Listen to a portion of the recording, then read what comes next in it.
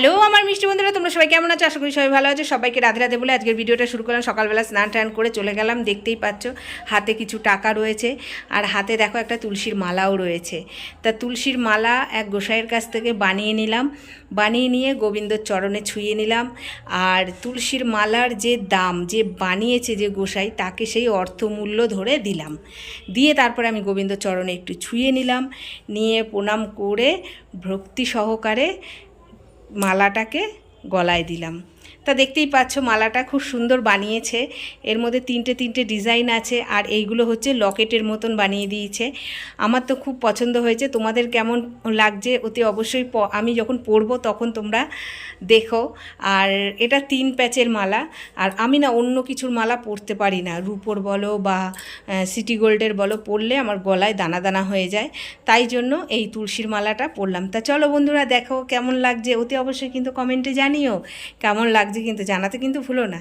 তারপরে বন্ধুরা একই দিনে চলে গেলাম হচ্ছে শাখা পরতে। আমার এক হাতে শাখা আছে, ডান হাতে শাখা নেই, তার জন্য চলে গেলাম তোমাদের দাদার সঙ্গে শাখা পরতে। আর সত্যি কথা বলতে গেলে কি, বউদের হাতে শাখা না থাকলে কিন্তু ভালো লাগে না। যতই তুমি সোনার পলা আইস্তি যাই পরো না কেন, কিন্তু তোমার হাতে শাখাই হচ্ছে মেয়েদের বিয়ের পরে সৌন্দর্য। তাই জন্য চলে গেলাম শাখার দোকানে। এইখানে হচ্ছে, এটা হচ্ছে ভুসিপাড়া, এখানে শুদ্ধ শাখার দোকান বন্ধুরা। হরেক রকম ডিজাইনের শাখা দেখতে পাবে। প্রথমে আমি এইটা একটা দেখলাম, এইটা আমার খুব ভালো লাগলো, কিন্তু হাতের মাপের থেকে অনেক বড়, ওই জন্য এটা নিলাম না। আর এটা সত্যি কথা বলতে গেলে কি, দামটাও একটু বেশি ছিল। এটা হচ্ছে 650 টাকা দাম বলছিল। তা আমার হাতে হচ্ছিল না, বড় হচ্ছিল।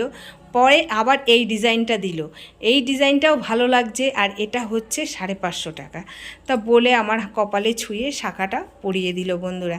পড়াতে পড়াতে শাখারিওয়ালা দাদা বলছে, দেখো সোনার জিনিস কিন্তু তুমি সবসময় পরতে পারবে, ছোটোবেলায়, বড় হয়ে, বিয়ের পরে, তারপরে বৃদ্ধ বয়সে, কিন্তু শাখা পরার কিন্তু নির্দিষ্ট টাইম আছে, সেটা তুমি সবসময় পরতে পারবে না।